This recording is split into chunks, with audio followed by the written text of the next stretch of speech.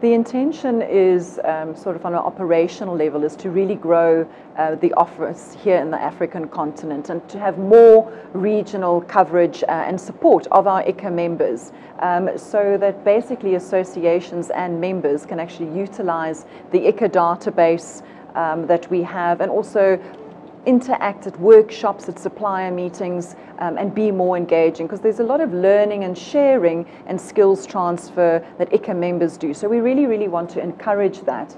But essentially one of the underlying messages that I would like to convey in my presidential campaign, and I do believe that South Africa and the African continent can benefit, is the value of meetings. And it's not only bringing people, having bums and beds, filling a convention center, selling food, but it's those legacy projects that we have, and making sure that if we are hosting, for example, in 2016, the World AIDS Conference, what is the benefit and the legacy to South Africa and the African continent? Are we going to benefit from that exposure, having the academics here, and lobbying to make the world a better place? So I think that's really the true value that we can contribute as meeting industry members. How is ICCA innovating with regards to its membership benefits?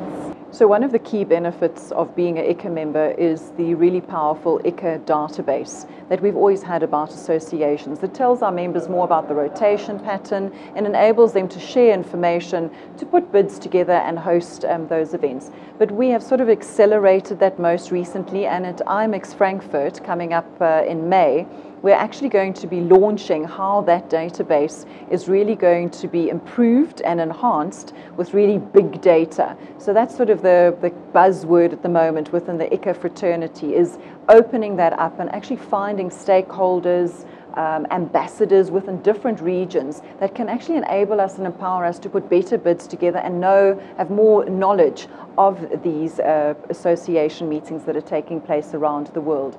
In addition, we had the ICCA board had a strategic planning meeting last week in Madrid, Spain, which was sort of a marathon 2 days where we sat and came up with to ensure that we have 6 strategic goals taking us forward.